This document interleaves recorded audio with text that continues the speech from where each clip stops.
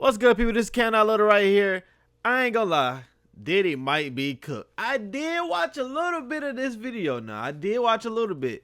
Now, Diddy lawyer decided to not be on this case anymore. For what reason? I forgot and I don't know. But we're gonna watch this video right here. We're gonna see if Diddy is beyond cooked or can he actually do less time than what R. Kelly doing right now. He might do less time, but let's just see if Diddy can actually fight this case. So let's see.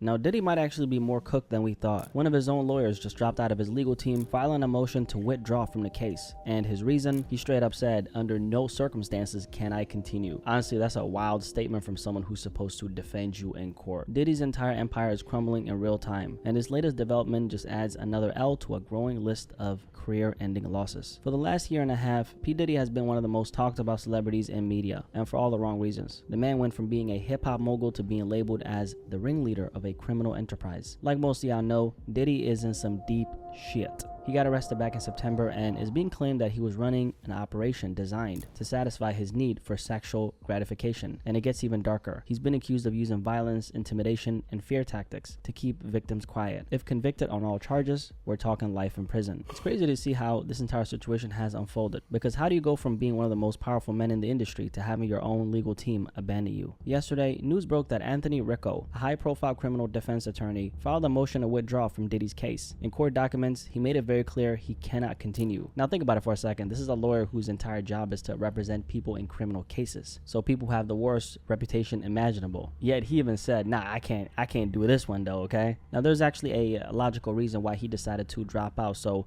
let's get into that in a second. For years, there's been rumors about Diddy. People in the industry have whispered about his shady business practices, his connections, his lifestyle, and for years, nothing really happened. Money and power kept him protected. That was until now. Law enforcement finally caught up to him, and the consequences are piling up. The allegations are too massive to ignore. Even someone from his legal team, who was supposed to defend him, doesn't want to be associated with him. Although he still, of course, does have a bunch of lawyers on retainer because his trial is coming up in May, and they're preparing for war because the government is going to give it to them. If y'all don't know who Anthony Ricco is, let me break it down really quickly. This man has defended some of the most high-profile criminals in history, including being involved in the 1998 U.S. Embassy bombings trial, which had Osama bin Laden's name on it. Now, to be clear, he didn't represent bin Laden himself. He was a part of the legal defense team for one of the co-defendants on trial in this case. On top of that, he's also handled multiple federal death penalty cases and even defended a NYPD detective in the highly controversial Sean Bell case. This is the type of lawyer who steps in when the stakes are life or death. Yet, even he wants no part of Diddy's case. That alone should tell you how bad this is. He said, "Deuces, okay, I don't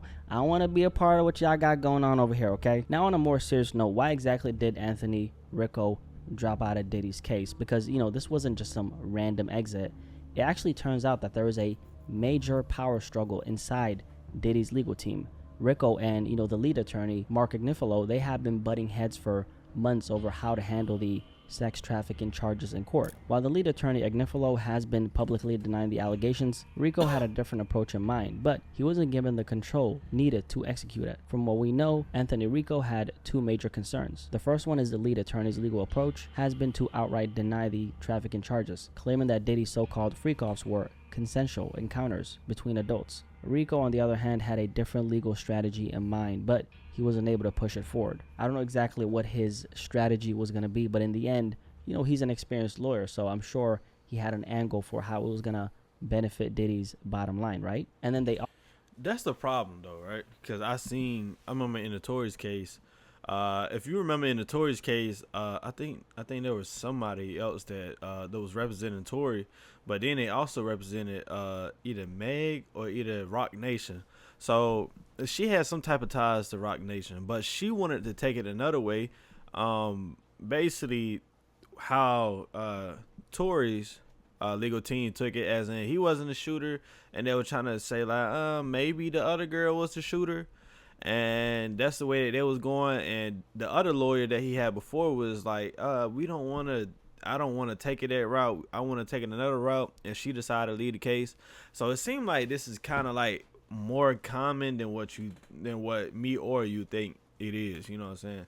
Like, it doesn't sound like it's a bad idea for him leaving, but you having two lawyers that know how to do what they do, and they've been doing it for so long. It's just like, what are we, you know what I'm saying? Like, it's like two egos going back and forth. How in the world you got two high profile lawyers and, you know, they trying to figure out how they want to do it? It's like, it's two different egos going back and forth.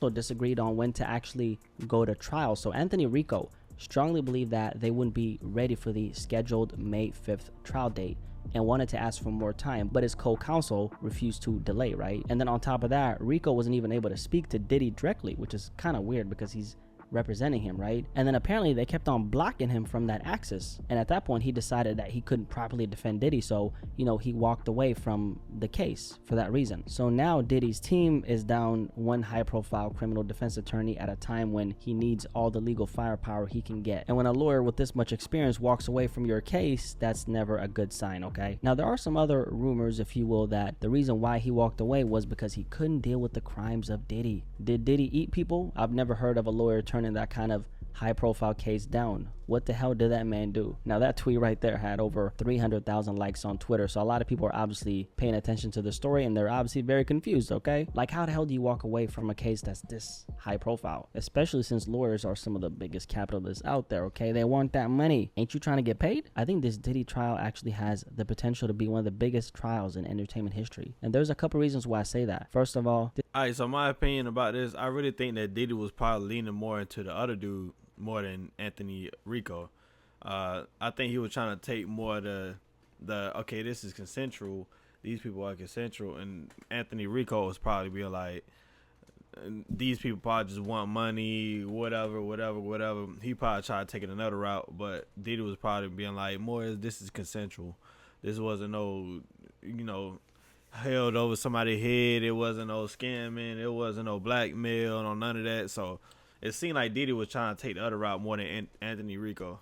Just about one lawsuit or one charge. This is an entire criminal case with serious allegations that could send him away for life. We're talking about accusations of trafficking, violence, intimidation, and abuse. Things that destroy powerful men when the evidence piles up. And if we're talking about powerful men falling from grace, we gotta bring up Jeffrey Epstein. See, Epstein was another billionaire mogul who used his wealth and power to operate in the shadows. He owned mansions, islands, and even a private jet, but behind all the luxury, there were darker secrets. Back in the 90s, Epstein set up shop in the US Virgin Islands, a tax haven where he owned not one, but two private islands. One of them, Little St. James, was rumored to be where some of the most disturbing crimes of humanity happened. It was said that Epstein used hidden cameras in his Manhattan mansion to record sex acts involving his wealthy associates, possibly for blackmail purposes. And here is where it gets even wilder. His private flight logs included names like former US President Bill Clinton, Donald Trump, and other high-profile celebrities. Now, how does this connect to Diddy? Well, in Diddy's case, some accusers have also claimed that he kept tapes, recordings, and evidence of wild parties, private encounters, and potentially illegal activities. Now, let's be clear, there's no confirmed evidence of this yet, but if something like that ever sees the light of day,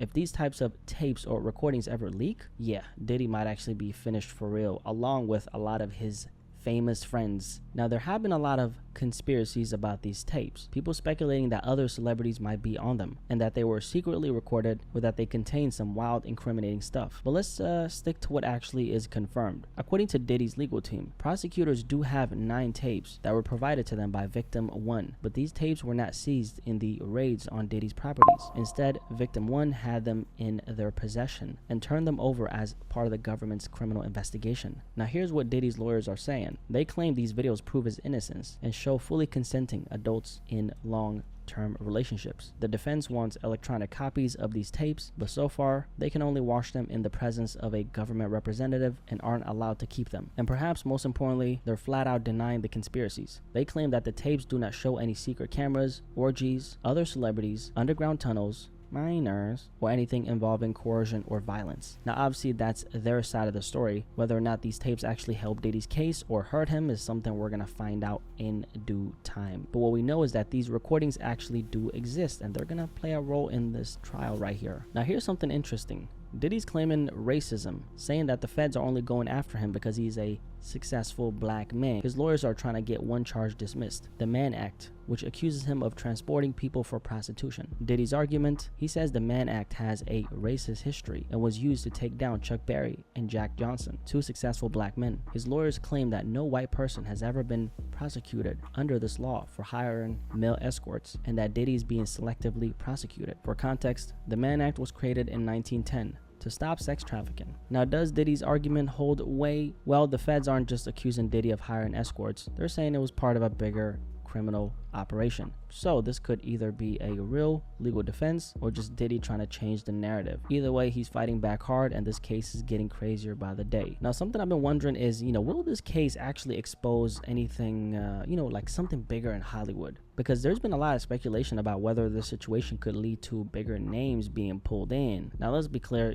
this is complete speculation right now. There's no solid proof that Hollywood's elites are connected to Diddy's case. But with all the rumors of secret parties and industry scandals and power abuse, it wouldn't be shocking if this investigation goes deeper than just him, right? And low-key, I think Diddy definitely pissed somebody off, okay? Now, let me be clear, I don't think he's innocent, but at the same time, I don't think this is just about justice suddenly catching up to him. Part of the reason he's in this situation might be because he didn't play by the rules of the people he's doing business with. See, a lot of these powerful people have leverage on each other, okay? That's how that works. It's like an unspoken rule in these circles. You don't step out of line unless you're ready for war. You try to play me for a fool, all that dirt you done did, I got it on wax, okay? And when I need to pull it out, it's gonna be up.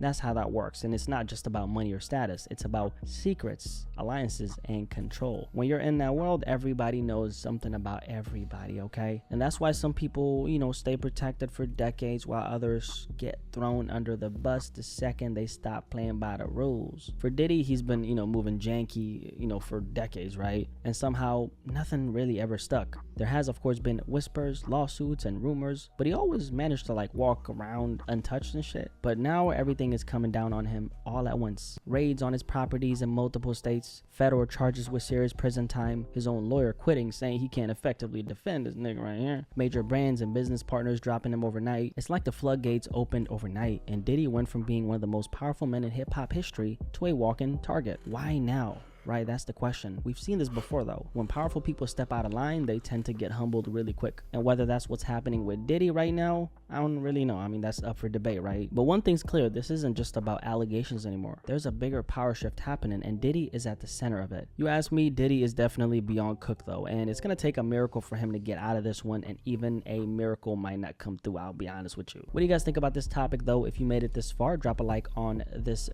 To be honest, I don't think that Diddy is gonna be free. I don't think it's really hard for me to see him beat this case. I'm seeing that they didn't really charge him for forcing anybody to have sex.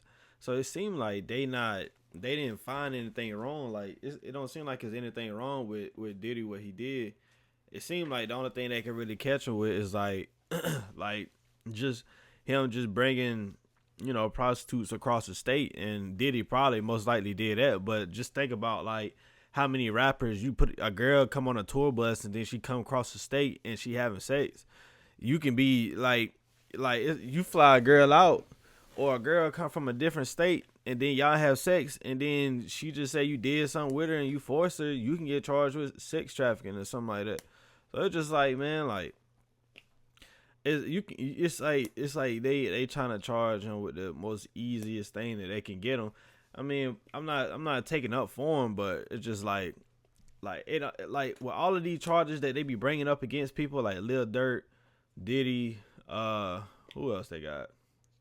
They got other people, but it seems like with the feds, it don't seem like they got evidence already ready. They already got stuff that they ready to charge him with. It seemed like they just be already, all right, we gonna let them sit in there. We're gonna build up charges and charges and charges, and then after that we're gonna figure out what we're gonna do, go from there. So it just don't seem like, it just does not seem like they have everything ready. They already got a list of charges that they gonna charge him with. But I was watching some person that was saying hey, with how we do in the feds, we go pick them up. We already got a charge. Even if it's a petty crime, we're going to go charge them. and then we're gonna let them sit and build up charges. But in my opinion, that's just so like, that's like a scary move for anybody. Like, so scary. But other than that, man, if y'all like this video right here, man, make sure y'all like, comment, subscribe. And I'm out. What's good, people? This is KM.Little right here. Thank you for watching this video. In this clip right here, I am showing you my different YouTube channels. They are in the link in the description. If you like this video, I'm pretty sure you will love my other channels. Also, thank you. Like, comment, subscribe, and we out.